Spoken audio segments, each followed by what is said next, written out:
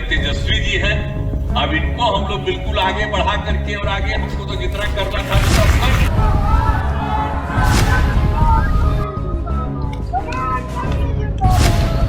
बहुत बहुत आभार माननीय मुख्यमंत्री जी। कभी तेजस्वी यादव को अपना राजनीतिक उत्तराधिकारी बताने वाले नीतीश कुमार अब सम्राट चौधरी तो कभी कभी विजय सिन्हा को लेकर संकेत दे रहे हैं और यह संकेत बिल्कुल मुर्गी लड़ाने जैसा है।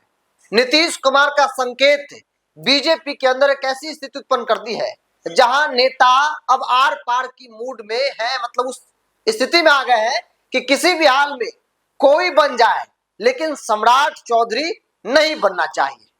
नमस्कार, द इंडिया टॉप देख रहे हैं, मैं हूं आपके साथ ब्रिजू सिंह।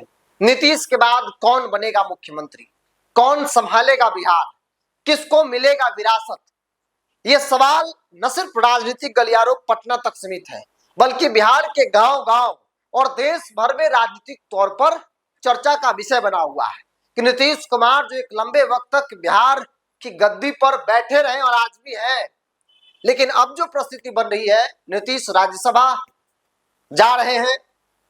अब राज्यसभा में रहेंगे, वो दिल्ली की राजनीति करेंगे तो जाहिर तौर पर बिहार उनको छोड़ना पड़ेगा।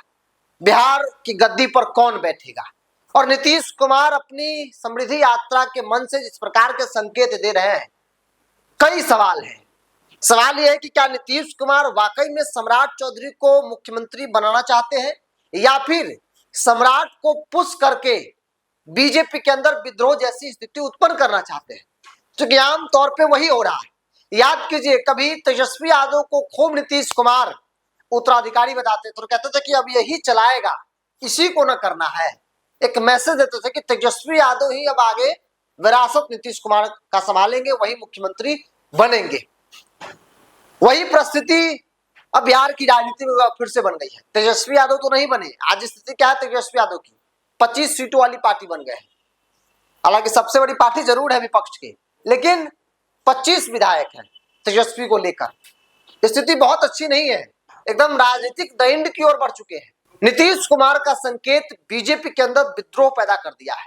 पटना से लेकर दिल्ली तक बैठे नेता ठान लिए हैं कि चाहे कुछ भी हो जाए लेकिन सम्राट चौधरी को मुख्यमंत्री नहीं बनने देना है। सम्राट के अलावा किसी को बना दीजिए आप, मंजूर है, लेकिन सम्राट नहीं चाहिए। सम्राट क्यों नहीं चाहिए?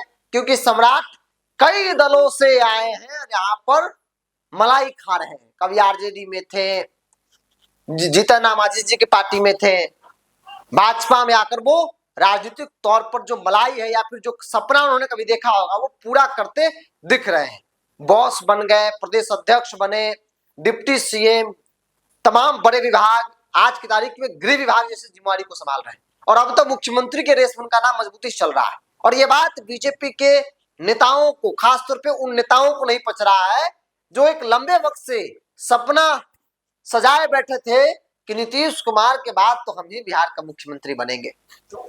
लेकिन परिस्थिति ऐसी उत्पन्न है, नीतीश कुमार राजनीतिक तौर पर जब उनको कहा जा रहा है कि मानसिक तौर पे वो ठीक नहीं है, उस स्थिति में भी नीतीश कुमार मुर्गा मुर्गी लड़ाने जैसी राजनीति जो है वो करना शुरू कर दी है। नीतीश कुमार को मालूम है कि जितना सम्राट को पुश करेंगे बीजेपी के अंदर विद्रोह उतना ही ज्यादा होगा और हुआ है पहले भी, और नीतीश वही कर रहे हैं। हर मन से सम्राट चौधरी का कभी पीठ ठोक देना, कभी कहना कि इसी को सब तो देखना है, यही सब तो काम कर रहा है।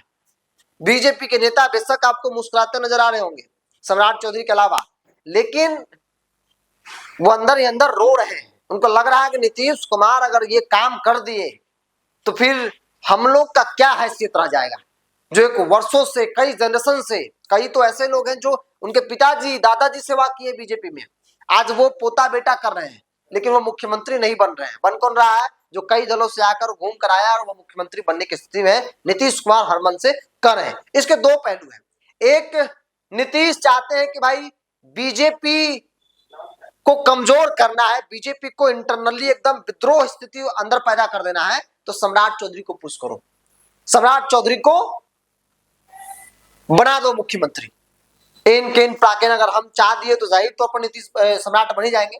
दूसरा यह है कि जो मुरेठा कभी सम्राट चौधरी ने बांधा था नीतीश कुमार को राजनीतिक तौर पर, जितना उन्होंने गाली दिया, अब गाली देने का मतलब नहीं कि माई बहन, राजनीतिक तौर पर, राजनीतिक शब्दों में इस प्रकार से उन्होंने विरोध किया, कहीं उसका बदला तो नीतीश कुमार नहीं ले रहे हैं। चढ़ा के बढ़ा के, होता नहीं कि चढ़ा दीजिए पेड़ पर नीचे से काट दीजिए, किसी उस रूप में तो बदला नीतीश कुमार नहीं ले रहा है। इसके दो पहलू है और ये बात सम्राट चौधरी भी जानते हैं, लेकिन सम्राट क्या करे? जब नीतीश कुमार पीठ ठोकते हैं तो सम्राट भी सोचते हैं कि भाई हंसे कि रोए, क्या करें हम?